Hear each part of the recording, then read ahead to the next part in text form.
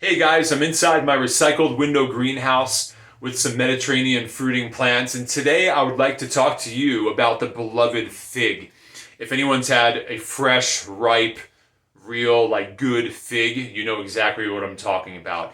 And specifically the idea of growing figs in pots and maybe even indoors. I have many figs in pots. They are growing and fruiting successfully. They do great in pots. They really don't mind having their roots a little bit bound. So they're just one of those fruiting trees that grow great so long as they have the proper conditions. So I find that one of the biggest factors that's often unknown is the fig's requirement of a dormant season, and really how we could accommodate that.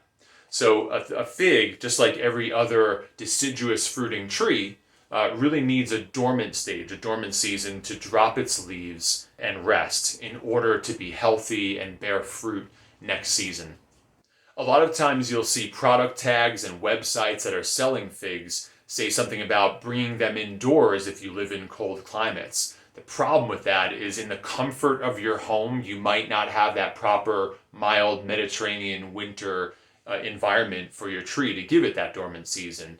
So I find that if you have a garage that is like unheated or just very mildly heated, but is allowed to get pretty cold in there, or a cool dark basement or storage area, or of course a greenhouse like this where it can get cold but not dangerously cold, that is absolutely ideal.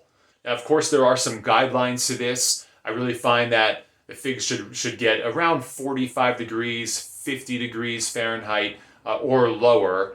But of course, with a potted fig, most varieties really shouldn't get below like 20, 25 degrees, especially in pots, because their roots really don't have that barrier and that protection since they're above ground. Also, as a side note, if you do have that spot that you're able to bring your fig into, be sure not to water as much once it's lost its leaves. It really doesn't have to support its leaves, so it doesn't need as much water. And when you back off the water, that also tends to help it go a little bit more dormant. But of course, don't let the figs completely dry out either, right? Like, the top inch or two of soil should be pretty dry. But if you stick your finger in there, there should be some moisture. So before I had this greenhouse, this requirement that we're talking about really was a challenge to me because I have a detached garage, and in Colorado it gets way too cold. It definitely gets below 20 in there. I don't have a basement. I don't even have like a cool, dark place in my house at all. So one other option that I have tried with some success, and you can try it as well, is to see if you can keep the fig outdoors for that transition season, like end of summer into fall or mid fall into late fall, so that it can get exposed to the dropping temperatures, and hopefully it's a slow and gradual, steady transition. Your figs are not being exposed to plunging, dangerous temperatures. But as long as it's getting pretty cool and nights are below 50, 45, even into the 30s, even into the late 20s, that should spur your fig on to going into the dormant season. Its leaves should turn yellow, they should drop. And once they drop, go ahead and keep them out there until the temperatures get dangerously cold. And as soon as they do, go ahead and bring them in, and then let the fig just begin to come out of dormancy in your home. And then in the spring, after your last chance of a bad frost, go ahead and proceed to bring your fig outdoors to wake up and begin growing and having a good fruiting season for you.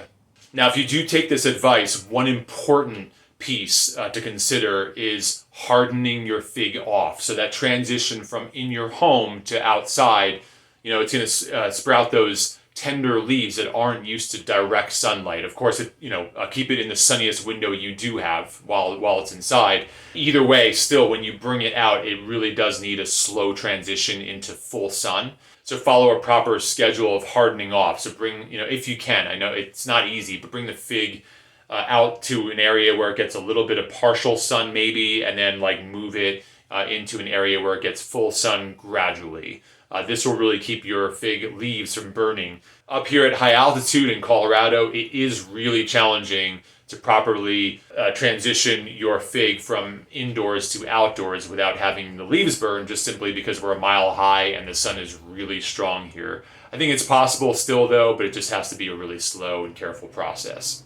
So that really is like over half the battle, guys, is just accommodating your fig's needs for that dormant season, so cooler and darker for a time. It would be helpful to know perhaps that figs don't really need that many chill hours. Some people say as little as 100 chill hours, which is like 4 or 5 days. I really find that they really need a lot more than that, though, in just really taking your time.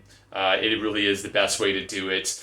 Just expose them to some kind of winter, the best that you can, and that'll really optimize your success. Other than that, give your figs a pretty good amount of nutrients, but honestly, they really don't need that much. They're not nutrient hungry. They're not like citrus and other trees that we have in here that need a lot to grow. They really don't complain. They're relatively pest-free, especially outdoors. Sometimes indoors, they really can have some kind of spider mite issues. It's like the only issue that I've seen indoors, but as soon as you bring them outdoors, they're very happy. Easy to grow plants, and if you can really optimize the coolness in their dormant season and warmth and bright sunshine in the summer, I'm pretty confident that you'll get many good fruits and enjoy those wonderful figs. So thanks so much for visiting me today. I hope this was helpful. If you want to see more videos like this, feel free to subscribe. Until next time.